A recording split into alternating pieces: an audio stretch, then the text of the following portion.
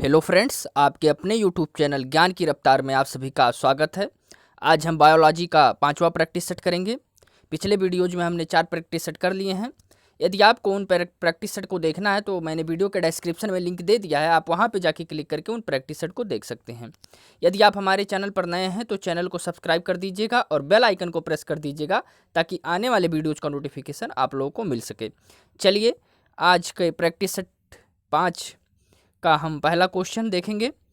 पहला क्वेश्चन, मानव में कशेरुकों की कुल संख्या होती है। ऑप्शन है आपके 26, 30, 29 या 33।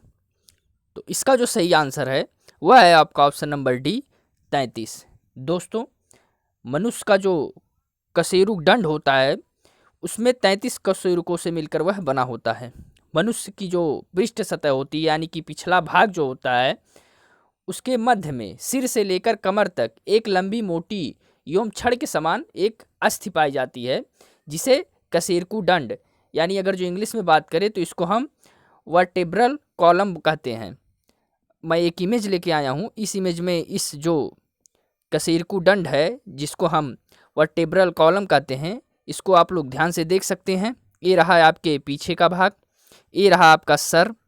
यहाँ से लेके देखिए, यहाँ से लेके सर के नीचे से लेके यहाँ तक आपका जो कमर है, यहाँ तक एक हड्डी, लंबी हड्डी आप लोगों को दिख रही होगी। इसी को हम बोलते हैं आपका वर्टेब्रल कॉलम यानी कि कशेरुक हड्डी। चलिए दोस्तों, अगले क्वेश्चन पे चलते हैं। अगला क्वेश्चन, मानव शरीर में औसतन ऑक्सीजन तत्व की प्रतिशतता कितनी होती है। ऑप्शन है आपके 65, 25, 10 या 5। तो इसका जो सही आंसर है दोस्तों वह है आपका ऑप्शन नंबर ए। मानव शरीर में औसतन ऑक्सीजन तत्व का जो मात्रा होता है वह आपका 65% होता है। चलिए अगला क्वेश्चन, नवजात शिशु को BCG का टीका कब लगाया जाना चाहिए। ऑप्शन है आपका जन्म लेने के बाद तत्काल, 48 घंटे के भीतर, 7 दिनों के भीतर या 6 महीने के भीतर।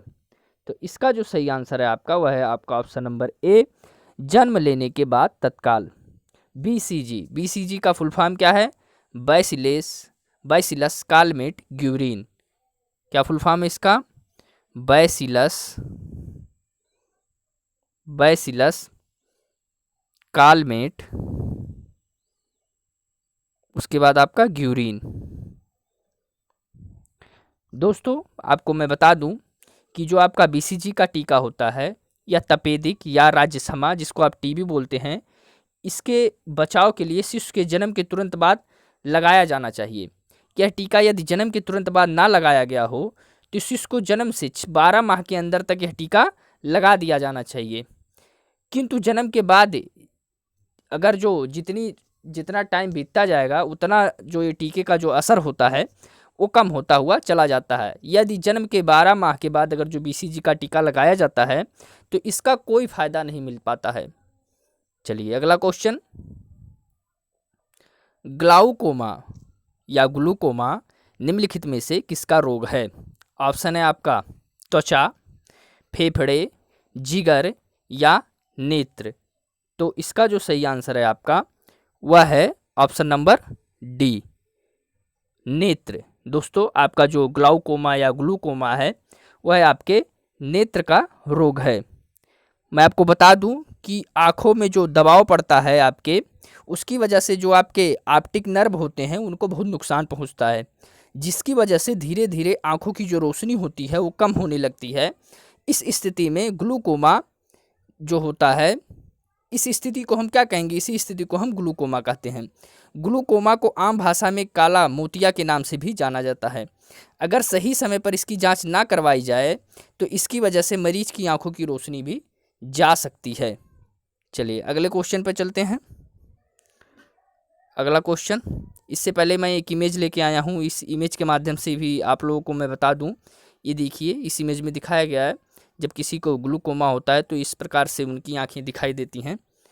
धीरे धीरे आंखें इसी प्रकार से खराब होने लगती हैं जैसा कि इमेज में दिखाया गया है। चलिए अगला क्वेश्चन, वाटर टैंकों में शैवाल को नष्ट करने के लिए प्रयोग किए जाने वाले रसायन को निम्नलिखित में से क्या कहा जाता है? ऑप्शन है आपके copper sulphate, magnesium sulphate, zinc sulphate या नाइट्रिक सल्फेट। तो इसका जो सही आंसर है आपका वह है आपका ऑप्शन नंबर ए, आपका कॉपर सल्फेट। आपका जो कॉपर सल्फेट होता है यह आपके वाटर टैंकों में शैवाल को नष्ट करने के लिए प्रयोग किया जाता है। इसको हम नीला थोथा या तूतिया भी कहते हैं। यह एक प्रकार का अकार्बनिक यौगिक है।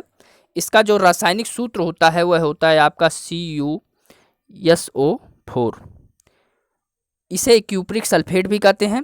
कॉपर सल्फेट कई यौगिकों के रूप में पाया जाता है जिनमें क्रिस्टलन जल की मात्रा अलग अलग होती है। उदाहरण के लिए अगर जो इसका सूखा रूप हम देखें, जिसको हम सफ़ेद क्रिस्टल के रूप में देखते हैं, या फिर यह हल्के पीले रंग का होता है, तो उसका जो फार्मूला होता है वो CuSO4 होता है। लेकिन अगर जो इसमें जल की मात्रा अगर जो मिली हुई है तो इसका जो रंग होगा वो चमकीले नीले रंग का होता है और उसका जो फार्मूला होता है वह CuSO4 × 5H2O, मतलब कि इसमें जल जो है वो ऐड हो जाता है। जो आपका पेंटाहाइड्रेट है, मतलब कि जिसमें जल मिला हुआ है, यह जो है वो सर्वाधिक पाया जाने वाला रूप है कॉपर सल्फेट का। कॉपर सल्फेट जो है दोस्तों वो कॉपर का सबसे अधिक पाया जाने वाला यौगिक भी है। इसके उपयोग क्या होते हैं? कॉपर सल्फेट का उपयोग हम कहाँ पे करते हैं? इसका उपयोग जो होता है वो विद्युत लेपन में किया जाता है, विद्युत बैटरी में किया जाता है, वस्त्रों को रंगने में किया जाता है, लकड़ी के परिक्षेपण में किया जाता है, कवकनाशी के रूप में भी इसका उपयोग किया जाता है। ये सारी चीज़ें आप लोग कहीं नोट कर लीजिएगा, बहुत इंपॉर्टेंट है, अक्सर विभिन्न परीक्षाओं में पूछ लिए जाते हैं। कॉपर सल्फेट को दिखाने के लिए मैं आप लोगों के लिए एक इमेज लेके आया हूँ कि जो इसका नीला रंग होता है वो किस टाइप से कॉपर सल्फेट आपको दिखता है, जिसमें आपका जल मिला हुआ होता है। तो ये है आपका कॉपर सल्फेट। यह जो दिखाई दे रहा है, यह नीले रंग का जो पदार्थ दिखाई दे रहा है, यही आपका कॉपर सल्फेट है। चलिए अगले क्वेश्चन पे चलते हैं। निम्नलिखित में से वह व्यक्ति कौन है जिसने DNA का सबसे पहला पात्र विश्लेषण किया था? ऑप्शन है आपके Arthur Kornberg, Hargobind Khorana, MW Nirenberg या फिर वाटसन और क्रिक। तो दोस्तों इसका जो सही आंसर है वह है आपका ऑप्शन नंबर ए, आर्थर कोर्नबर्ग। मैं आपको बता दूं कि जो आपके मनुष्य का जो ये DNA है, इसको सबसे पहला पात्र जो विकसित किया था वो आर्थर कोर्नबर्ग ने किया था। DNA का फुल फॉर्म जो होता है वो होता है डीऑक्सी राइबोन्यूक्लिक अम्ल। डीऑक्सी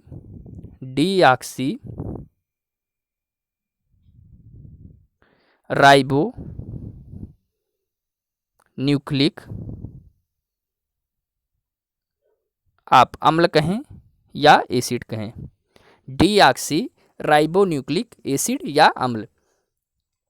इसमें जो है आपके जो आर्थर कोर्नबर्ग थे, इन्होंने तो इसका पहला पात्र विश्लेषण किया था, लेकिन जो आपके JD वाटसन और आपके FHC क्रिक जो थे, उन्होंने DNA की संरचना का DNA की जो संरचना होती है, जो इसका रहस्य था, इसको इन्होंने ज्ञात किया था, संरचना को बनाया था JD वाटसन और आपके जो FHC क्रिक थे।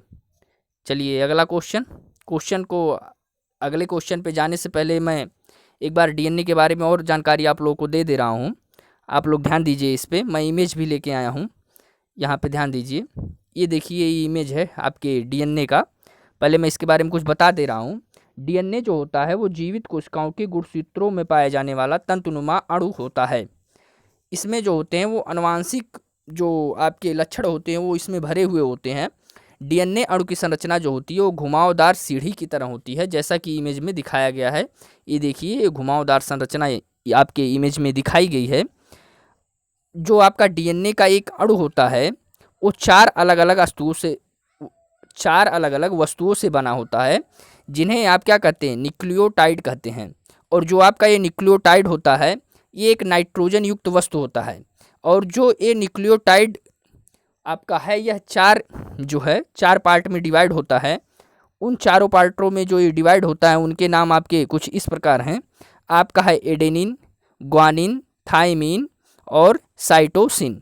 जैसा कि आपके इमेज में भी दिखाया गया है, ये आपके चार पार्ट हो गए, एडेनिन, थाइमिन, साइटोसिन और ग्वानिन। ठीक, इसके बाद इन न्यूक्लियोटाइड से युक्त जो आपके डीऑक्सी जो आपके राइबोज हैं नाम का एक शक्कर भी पाया जाता है इसमें। इन न्यूक्लियोटाइडों को जो जोड़ती है वो फास्फेट जोड़ती है। देखिए ये जो जुड़े हुए हैं, ये बीच बीच में जो रंग है ये जो जिससे जुड़े हुए हैं ये जो है ये है आपका फास्फेट बैकबोन। इसके बाद आप जान लीजिए कि जो आपके न्यूक्लियोटाइड होते हैं इसके संबंध के अनुसार एक कोशिका के लिए अवश्य प्रोटीन का निर्माण होता है। इसीलिए हम कह सकते हैं कि जो प्रोटीन होता है हमारे शरीर के लिए बहुत ही आवश्यक होता है। और डीएनए जो होता है वह हर एक जीवित कोशिका के लिए अनिवार्य है। डीएनए आमतौर पर क्रोमोसोम के रूप में भी होता है। एक कोशिका में गुणसूत्रों के सेट अपने जीनोम का निर्माण करता है। मानव जीनोम 46 गुणसूत्रों की व्यवस्था से निर्मित होती है। चलिए अगले क्वेश्चन पे चलते हैं। निम्नलिखित में से किसकी सबसे छोटी जीवित कोशिका होती है? ऑप्शन है आपके बैक्टीरियम, कवक द्रव्य, विषाणु या खमीर। तो इसका जो सही आंसर है वो आपका ऑप्शन नंबर बी है, कवक द्रव्य। अगला क्वेश्चन, निम्नलिखित में से वह प्राणी कौन सा है जिसका स्नायु तंत्र तो होता है परंतु मस्तिष्क नहीं होता? ऑप्शन है आपके केकड़ा, स्टारफिश, जोक या सिल्वर फिश। तो इसका जो सही आंसर है वह आपका ऑप्शन नंबर बी है, स्टारफिश। स्टारफिश जो है वो आपके इकाइनोडर्मेटा फाइलम सामूहिक तंत्र का जीव है, सामुद्रिक जीव है। यह जो होता है स्टारफिश जो होता है इसका स्नायु तंत्र तो होता है परंतु इसके पास मस्तिष्क नहीं होता है। मैं इमेज लेके आया हूँ, इमेज में आप लोग देख लीजिए कि जो इसके मस्तिष्क हैं वो आपको नहीं दिखाई देंगे, लेकिन ये जो सांस लेते हैं स्नायु तंत्र जो होता है वह इसके पास पाया जाता है। अगला क्वेश्चन, रक्त स्कंदन में सहायक विटामिन होता है। ऑप्शन है आपके vitamin A, vitamin B, vitamin K या विटामिन ई। तो इसका जो सही आंसर है वह है आपका ऑप्शन नंबर सी, विटामिन के। मैं आपको बता दूं कि जो आपका विटामिन के है इसका जो रासायनिक नाम है आपका वह फिलोक्यूलोन है। यह रक्त स्राव रोधी विटामिन होता है जो यकृत में प्रोथ्रोम्बिन के निर्माण के लिए आवश्यक है। मानव शरीर में इस विटामिन की कमी होने से क्या होता है कि जो रक्त का थक्का होता है यह जो है नहीं बन पाता है। और रक्त का थक्का ना बनने के कारण यदि आपको कहीं चोट वगैरह लग जा रही है किसी भी दुर्घटना में और आपका अगर जो रक्त बहने लग रहा है तो वह रक्त जल्दी रुकता नहीं है। अगर जो आपके अंदर विटामिन के की कमी होगी तो वह रक्त बहता ही चला जाएगा और आपको आगे चल के दिक्कत हो जाती है। तो रक्त का थक्का ना जमना ये आपके विटामिन के की कमी के कारण ही होता है।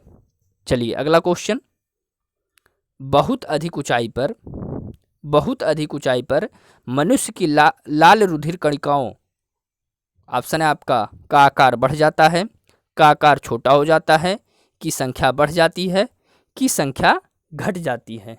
तो मैं आपको बता दूं कि बहुत अधिक ऊंचाई पर मनुष्य की जो लाल रुधिर कणिकाएं हैं इनका आकार जो होता है वह बढ़ जाता है। लाल रुधिर कणिकाओं को हम लोग इरिथ्रोसाइट्स भी कहते हैं। ये केवल कशेरुकी प्राणियों में ही पाए जाते हैं।